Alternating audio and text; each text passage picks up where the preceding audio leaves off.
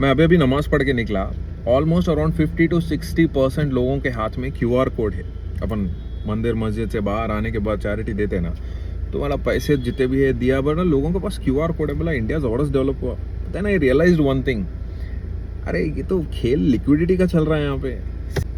For a better understanding and the purpose of my channel में समझा रहा हूँ इसको, जितने ज़्यादा अकाउंट्स बढ़ेंगे उसमें उतना ज़्यादा पैसा गिरते जा रहा। सो अब ये गरीबों के अकाउंट खुले एंड इसमें पैसा डालते जा रही सिस्टम, ये जन धन योजना स्कीम्स के जरिए। बट अब कैसा, फॉर एग्जांपल अगर एक 10,000 लोगों के अकाउंट में 2,000 रुपये गिर रहे हैं महीने के, समझो तो कितने हो गए, 20,000 करोड़ हो गए। तो ये 20,000 करोड़ बैंक्स क्या करते, अपने पास तो खाली नहीं रखते, उसमें से majority of the share 18,000 crore तक लोन्स पे दे देते।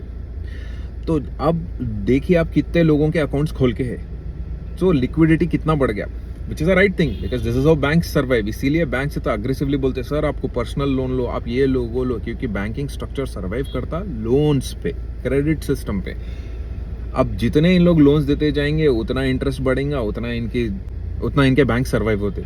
यहाँ क्या हो रहा है, जितना लिक्विडिटी ऑफ कैश बढ़ेगा उतने छोटे छोटे लोगों से लेके, पर्सनल लोन से लेके, बड़े बड़े मल्टी $1 मिलियन कंपनीज को भी उतने एग्रेसिव लोन्स मिलते। इसीलिए कई सारे कंपनीज भाग जाते, डिफॉल्ट कर देते, नहीं भर सकते बोलते, देश छोड़ के भाग जाते। फाइनेंशियल स्ट्रक्चर को अंडरस्टैंड करने के लिए मल्टी फोकल लेंस होना बहुत जरूरी रहता है। इट्स नॉट वेरी सिंपल कि अरे फ्रीबीज दे के लोगों को बिगाड़ रहे। फ्रीबीज के पीछे एक बड़ी स्ट्रेटेजिक मूव है। मगर आप सोचेंगे कि भाई अगर इतने लोन्स देते गए तो फिर इवेंचुअली आपको इन्फ्लेशन बढ़ जाता ना, इतना हर किसी के पास पैसा पहुंचते जा रहा, तो फिर वैल्यू घट जाएगा। यहीं पे आरबीआई की रोल प्ले करता है, इंटरेस्ट रेट्स को कंट्रोल में रखता। एक सिंपल इकोनॉमिक्स को मेरी समझ के हिसाब से मैं समझाने के पर्पस से चैनल खोला। बाकी अगर आपको प्रोपेगेंडा फॉलो करना है तो फिर it's fine, you don't have to hit the follow button.